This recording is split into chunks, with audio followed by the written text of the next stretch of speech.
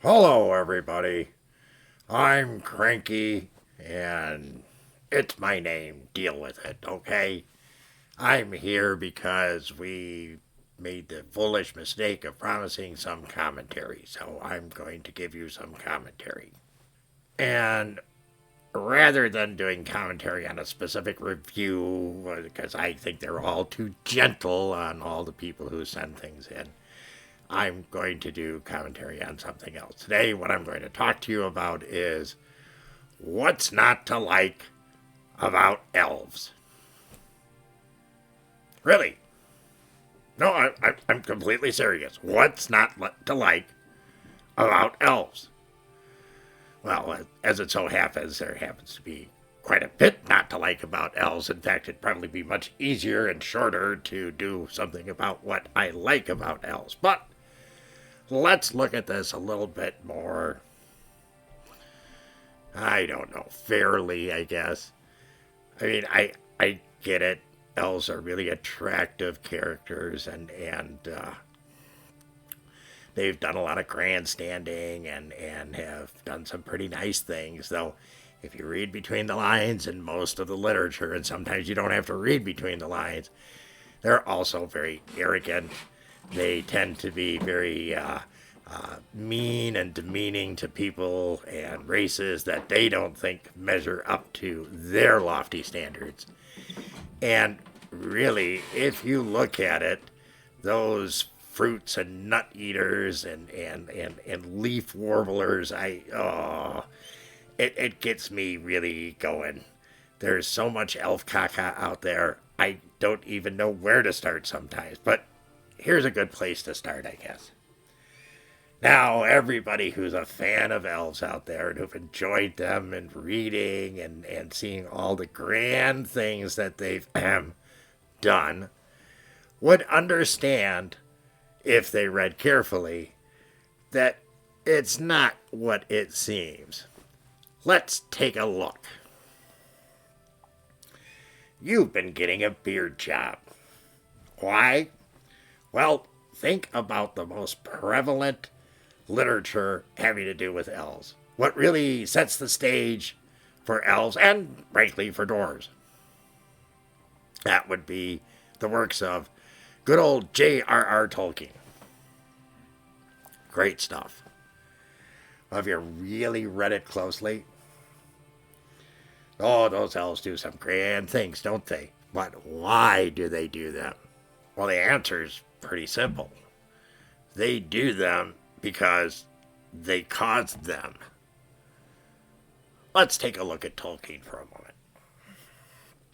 The elves are, well, let's face it, the chosen ones, the chosen children of the gods, of the main god, right? Of course, dwarves beat them to it. We had to go back to sleep because the head honcho wasn't too pleased, but we actually were the first. But the elves were the golden boys and girls, and they were really treasured by the gods. So what great things did those elves do? And how did that affect the future of things? Well, let's talk about two of them. One much earlier and one a bit later. What about those Silmarils? Hot stuff, baby. They were amazing magical gems. Right? And what did those amazing magical gems do? Well, let's see. They caused death amongst the elves. They caused major wars. They killed thousands, if not hundreds of thousands, all because of those stupid damn gems. Really? That was a real smooth move there, elves. You really made the world a better place. So let's look a bit later at things. Well, the Rings of Power. Awesome stuff. Forged by, you guessed it, the elves. With no less than the help of Sauron himself.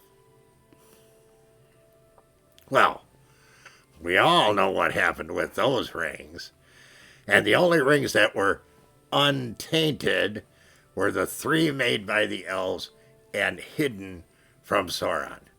And what did they do with those? Well, not a whole heck of a lot until the very end, right? How many more people died? Tons. Elves, dwarves, orcs, well, they don't count. What about great things like dragons? Why did dragons come into existence? Because the evil overlord couldn't get anywhere with just his regular guys. Same thing with the Balrogs. So what did he do? He created the Balrogs, he created the dragons. The dragons caused all kinds of havoc, especially for us dwarves, giving us dragon sickness after we had been exposed to treasure in great copious amounts, which I still really like. But that was just horrible. Did they need to exist? No. Why did they exist? Because of the elves. Because of the elves, that's why we ended up with dragons. That's why we ended up with these huge, nasty creatures, these Balrogs, and they affected everything. The Balrogs, which I blame the elves for, is one of the King Balrogs got underneath our damn city in Khazad-dûm, and look what they did. That's what elves do for you. Now, I know everybody says, oh, they look so pretty, and they carry such nice swords, and they do this, that, and the other thing. Well, yes, they may do some individual nice things, but think about the major things that were done by the elves that ended up causing so much grief and misery, not only to the elves, but to everyone throughout the world. That's an elf for you. So like I said, what's not to like about an elf? A whole lot of things. And you should keep that in mind. History and karma have a way of repeating themselves. So be careful. If you're an elf, don't let karma bite you in the arse. No matter how much you deserve to have a dwarvenoscopy. That's the word from me today. And that's the straight scoop about elves. Take care, everyone, and remember that dwarves rock. Well, at least I do. Bye.